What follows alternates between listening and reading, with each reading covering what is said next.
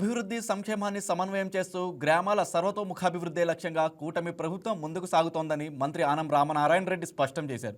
ముక్తాపురం గ్రామంలో 63 లక్షలతో నిర్మించిన సిమెంట్ రోడ్లను మంత్రి ప్రారంభించారు. 32 లక్షలతో గ్రామ పంచాయతీ భవన నిర్మాణానికి శిలాఫలకం ఆవిష్కరించి భూమి పూజ చేశారు. ముక్తాపురంలో ఆలయ నిర్మాణాన్ని పూర్తి చేసేందుకు దేవాదాయ శాఖ ద్వారా చర్యలు తీసుకుంటామని హామీ ఇచ్చారు. మనం ఇవాళ దాదాపు ఈ ఒక్క గ్రామంలో ఈ సిమెంట్ రోడ్డు నిర్మాణం 63 లక్షల రూపాయలతో రోడ్డు పూర్తి చేసి ఇవాళ ప్రారంభించుకోవడం జరిగింది.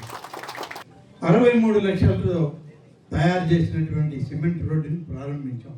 అలాగే గ్రామ పంచాయతీ భవనం కావాలని అడిగితే ఇప్పటికే మన నియోజకవర్గంలో ఉప ముఖ్యమంత్రిగా ఉన్నటువంటి పెద్దలు శ్రీ పవన్ కళ్యాణ్ గారు దాదాపు మన నియోజకవర్గానికే 5 గ్రామ పంచాయతీలని మంజూరు చేశారు.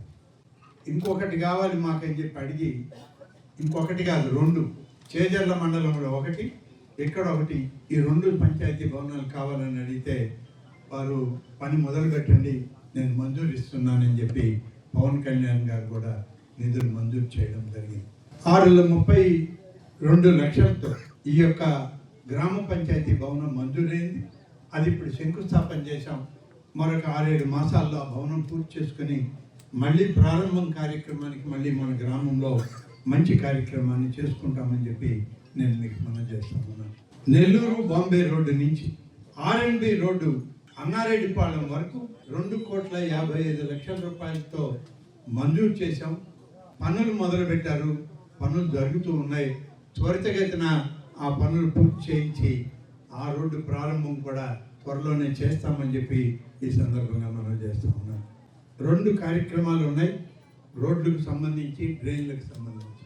ఎంత పెద్ద రోడ్డు వేసినా సైడ్ డ్రైన్ అనేటువంటి. హాయ్ వ్యూయర్స్, ఈ వీడియో మీకు నచ్చినట్లయితే లైక్ కొట్టి షేర్ చేసి వైకే టీవీని సబ్స్క్రైబ్ చేసుకోండి.